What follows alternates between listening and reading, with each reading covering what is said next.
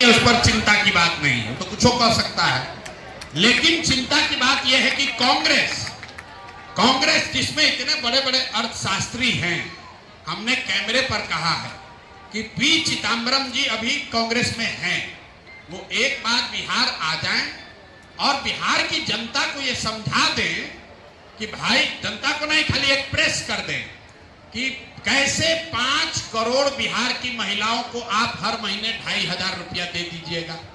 क्योंकि अगर आप 5 करोड़ महिलाओं को, बिहार की आबादी है 13 करोड़, 6.5 करोड़ हुई महिला, 6.5 करोड़ में अगर नाबालिगों को हटाइएगा तो भी 5 करोड़ महिला होगी 18 साल से ऊपर की उम्र की।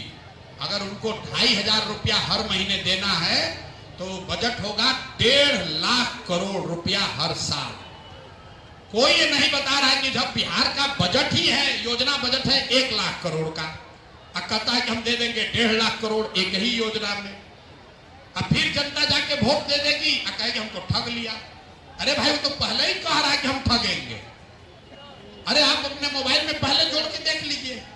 तो कांग्रेस को कम से कम ये जरूर बताना चाहिए कि अगर आप 2,500 रुपया हर महीने हर महिला को देंगे तो 1.5 लाख करोड़ रुपया आएगा कहां से। दूसरी बात, अगर ये अच्छा है या किया जा सकता है तो कांग्रेस की सरकार है कर्नाटक में। कर्नाटक में प्रति व्यक्ति आय बिहार के मुकाबले करीब करीब 7 गुना है। वहां पर कांग्रेस नहीं दे पा रही है। तेलंगाना में आप नहीं दे पा रहे, हिमाचल में नहीं दे पा रहे, लेकिन बिहारियों को मूर्ख बना रहे हैं कि हमको वोट दे दीजिए, हम 2,500 रुपया देने लगेंगे। तो मेरे भाई, लोकतंत्र में अगर आप सजग हैं तो आपके सामने विकल्प उपलब्ध है, आपको जांचने का अवसर है, आप उसको जांच लीजिए, परख लीजिए, तब वोट दीजिए। लेकिन अगर आप खुद जांचने समझने के बाद जाके गलत वोट देते हैं तो दूसरे को दोष मत दीजिए। जनसुराज में सब अच्छा है, ये बात नहीं है। हमने कैमरे पर कहा है कि अगर जनसुराज से भी कोई गलत कैंडिडेट खड़ा है उसको भी हराइए, उसको भी हराइए, हर हालत में अच्छे आदमी को जिताइए। क्योंकि जनसुराज जीते या ना जीते, आपका प्रतिनिधि, आप अच्छे प्रतिनिधि को जिताइए। बिहार में दिक्कत क्या है कि आप अच्छे प्रतिनिधि को नहीं जिताते। कोई अच्छा आदमी खड़ा हो जाता है तो हम और आप हंसते हैं अपने घर में बैठ के, ए बिहार में ना चलिहन बिहार में, अरे मास्टर साहब के दी, कोई वोटे ना दी। उनके जो अपने साथी संगी रहते हैं वो भी कहते हैं काहे खड़ा हो गए, तुमको कोई वोट देगा। जो उसका एकदम घोर समर्थक है वो भी कहता है भाई तुम जीतियो जाओगे तो क्या करोगे, तुम अकेले जीत के क्या कर लोगे। अंत में वो आदमी हार जाता है। अरे मेरे भाई, आपको लगता है कि एक अच्छा आदमी जीत कर क्या करेगा, हम आपको बता रहे हैं, जब भी कोई अच्छा आदमी खड़ा होता है और आप अपना एक वोट उसको नहीं देते हैं, एक अच्छे आदमी को जब समाज हराता है तो हजारों अच्छे आदमी का हिम्मत टूट जाता है कि वो राजनीति में नहीं आना चाहता है। लोग उसी का उदाहरण देते हैं कि देखा वो खड़ा भइल रहा न मास्टर साहब, वोट मिलल, 2,000 वोट मिलल। अरे भाई, बालू माफिया को जिताओगे, आप शराब के माफिया को जिताओगे, दंगा करने वालों को जिताओगे, कम्युनल आदमी को जिताओगे, तो आपके बच्चों के लिए पढ़ाई की बात नहीं करेगा। हम ये दावा नहीं कर सकते हैं कि हम अच्छे हैं या जनसुराज अच्छा है। हम इतना जरूर कह सकते हैं कि हम लोग प्रयास जो कर रहे हैं वो अच्छा है। आप और हम महाभारत की कहानी पढ़ते हैं, हम अपनी अंतिम बात कह रहे हैं। महाभारत में हम लोग चक्रव्यूह की कहानी पढ़ते हैं। आज तक अभिमन्यु के चक्रव्यूह की कहानी कथा कही जाती है।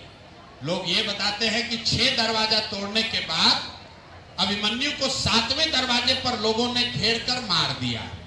तो मेरे भाई, चाहे अभिमन्यु को मार दिया गया हो, लेकिन इतिहास में आज तक अभिमन्यु के शौर्य की चर्चा होती है, उनको घेर कर मारने वालों की चर्चा कोई नहीं करता। तो आपको खाली इतना तय करना है कि जनसुराज जो प्रयास कर रहा है ये प्रयास सही है कि नहीं, और फिर उसके बाद आप तय कर लीजिए कि आप उस प्रयास में कंधा लगाना चाहते हैं कि किनारे बैठकर कमेंट्री करना चाहते हैं। निर्णय आपको करना है। निर्णय आपको करना है, जिंदगी भी आप ही का है। हम लोग बिल्कुल डिटर्मिन्ड हैं, संकल्पित हैं, और चाहे अभिमन्यु के तरह इस चक्रव्यूह में अपना सब कुछ समाहित भी करना पड़े, सुधार के इस प्रयास को करते हुए अगर सब कुछ बर्बाद भी हो जाए तो भी कोई चिंता की बात नहीं है, बिल्कुल इसको किए बगैर मानेंगे नहीं।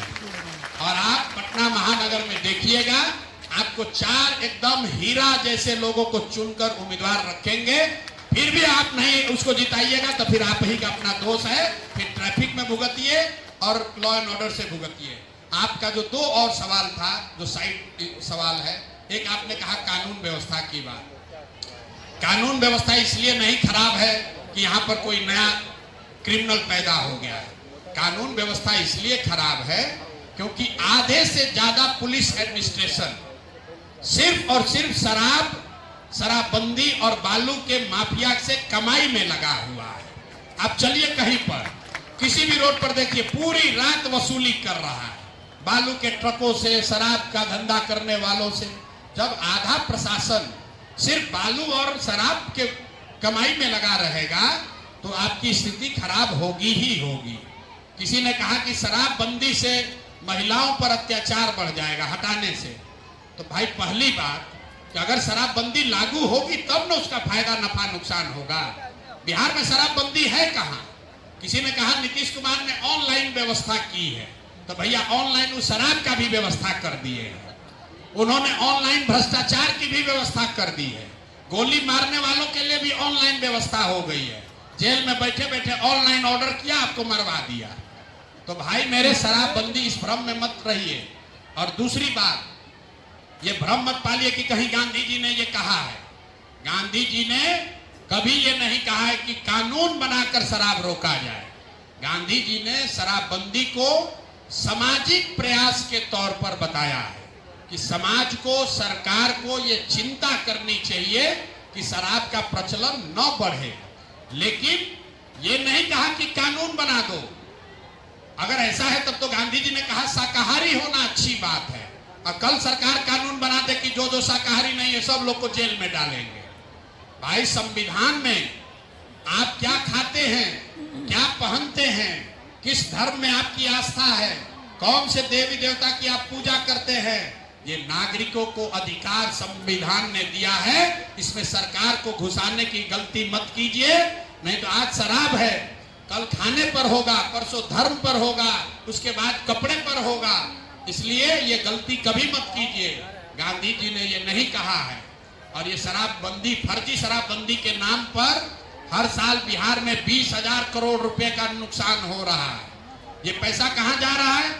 ये पैसा जा रहा है भ्रष्ट नेताओं के पास, इन माफियाओं के पास, अफसरों के पास।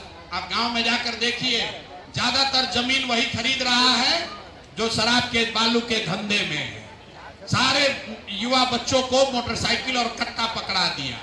अगर शराबबंदी नहीं हटी तो आप लिख लीजिए 10 वर्ष के बाद, जैसे इतने तेजी से सूखा नशा बढ़ रहा है बिहार में यूथ के बीच में, कि जैसे आप उड़ता पंजाब पिक्चर देखे हैं, 10 वर्ष के बाद आप उड़ता बिहार का पिक्चर देखिए।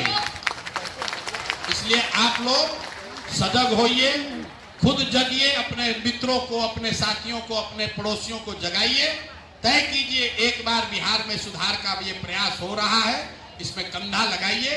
और नहीं लगाइएगा तो कोई बात नहीं है, पटना में ट्रैफिक का मजा लेते रहिए, कोई दिक्कत नहीं है। पेपर रेडियो पढ़िए और फिर इसी तरह रहेगा पटना। पटना कभी बेंगलोर नहीं बन सकेगा। बेंगलोर को बेंगलोर के लोगों ने सुधारा है, आप और हम जाकर नहीं बनाए हैं।